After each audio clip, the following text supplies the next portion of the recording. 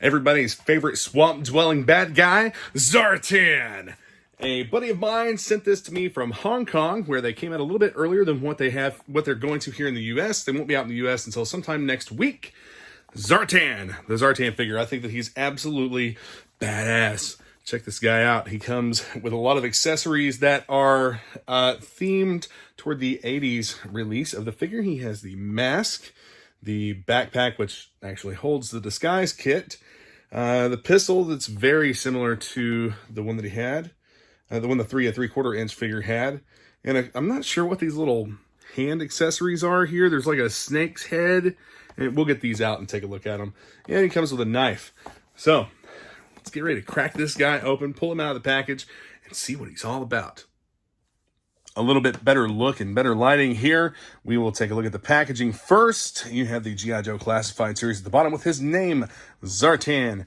I dig the artwork. I think it looks very nice. And over here you have him on the side panel of the box with the mask and all of that. On the back, it's the same as the other figures have. I really do wish that they would start putting file cards on these. I would love to see some original style file cards talking about the characters. But if you look on the other side panel, you'll see some emblems that go along with the online, the GiJoe.com website. There's a key on there that'll tell you what each one of these means and a little bit about the character, I believe. So let's carefully cut that tape and not mess up the box. There we go. It appears as though we have a new Dreadnoks logo. I can't wait to see this on a t-shirt. Might put it on a t-shirt myself. We're gonna pull that out of there just to take a look at that. That looks awesome. That is so cool. An all-new Dreadnoks logo. Some of the original concept art, and I think that was something that someone put together, but had this with the flaming skull and all of that original Dreadnoks logo. But this is a very cool new rendition of the Dreadnoks logo, and I think that I might be able to scan and pull this off there to use on something. I'm gonna have that on something, a t-shirt, whatever. Okay, they really did a bang-up job with Zartan and his accessories. Take a look at the pistol. That looks great. No, we don't have paint apps. We don't have paint apps on the weapons, but, you know, they're a $20 figure. Knife looks good. The monkey's paw. A shriveled monkey's paw. And a snake's head. These are decorations for the backpack, which holds the mask. There we go. Very cool. Not sure how I feel about the white eyes. Yeah, the mask will actually fit right inside here, like so. And there's paint apps inside the cover for the pack as well. So this closes together completely, and let's see what we have. We're going to go ahead and close this and take a look at the figure. Now, I'm going to grab a Viper and show you, but I think they have already reused the mold for the scarf the Viper comes with. But before we get to that, we'll pop his hood off. The hood just kind of, it stays. It's a pressure fitting kind of thing. It stays. The scarf, exact same way that the Viper scarf comes off. It's separated in the back. And you'll see that his torso is covered by the armor plating. The shoulder pieces actually move really well to allow plenty of freedom for the figure's articulation in his shoulders. He does have a belt that appears to be attached to the figure in the back. Yeah, that's attached. I think that's glued on, and it's loose here. The thigh pads are also glued on, and so are the shin guards. Now, we do have gloss paint apps on the shin guards. I think that looks good. It breaks things up just a little bit, not enough to be too distracting. Same as with the chest. You have some semi-gloss or matte paint here, and on the rest of the armor, it's the black on like a brownish gray. The figure's very, very reminiscent of the original Zartan. And you, of course, have the black paint on the face. Let's see if we can get a good shot at the eyes. The eyes are creepy. Look at that. Would you look at it? Just look at that. You know, I really think they knocked it out of the park with Zartan. He's a fantastic figure. So the mask doesn't really fit the face that well. That is definitely a drawback.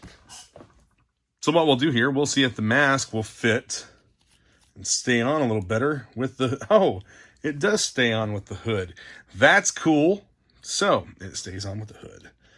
Get everything pushed down the way that it's supposed to go. And there we have it. Zartan is wearing the mask. And it actually looks like the figure's head. You can't really tell that's a mask from looking on the outside. I'll take that off. Put the scarf back on him. Actually, we're going to leave that off for a minute. Here's the Cobra Island Viper with the scarf. And you can see the scarf actually is different. This scarf is a little thinner, a little lighter material. It is a different mold. I'm honestly surprised they didn't use the same mold for these two.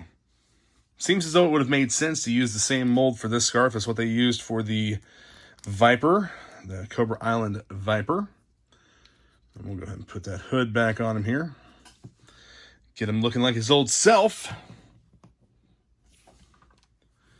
And we'll see what all we've got here. We have pegs. I can honestly say that I don't know what the pegs on the sides of the backpack are for. It doesn't make a whole lot of sense to me to have those. But whatever, it doesn't necessarily have to make sense to me. You also have 3 holes here at the bottom where you can attach the snake's head and the monkey's paw. What's that 3rd hole for? Well, we don't really know. We don't have an accessory to put in there. On his back, he has the sheath for the knife. And let's see how the knife fits. Does it fit all the way in? Yes! There it goes. The knife does fit all the way in and looks good in place. I dig it.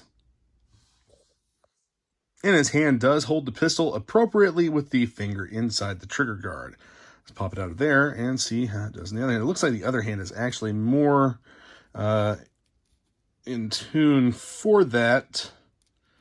I'll do it over here. A little closer to me, not from around the camera.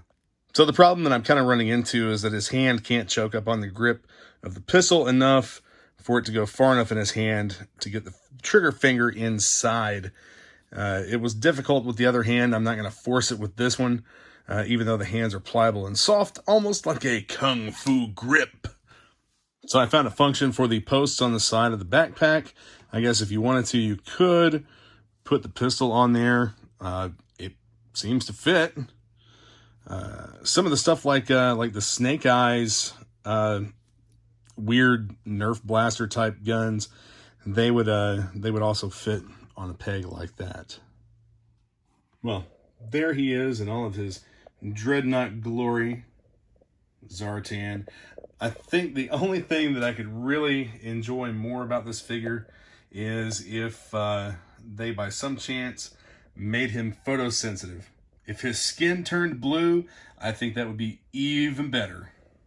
Maybe like with the Pop figures, the Funko Pops, they'll do a chase variant that has blue skin. If they won't make the plastic photosensitive, we can maybe get a chase variant with blue skin.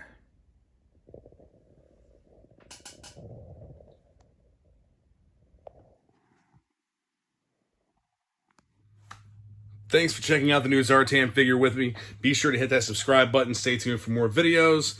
And I don't really have a call tag for Dreadnoks. Cobra? Yooo Joe!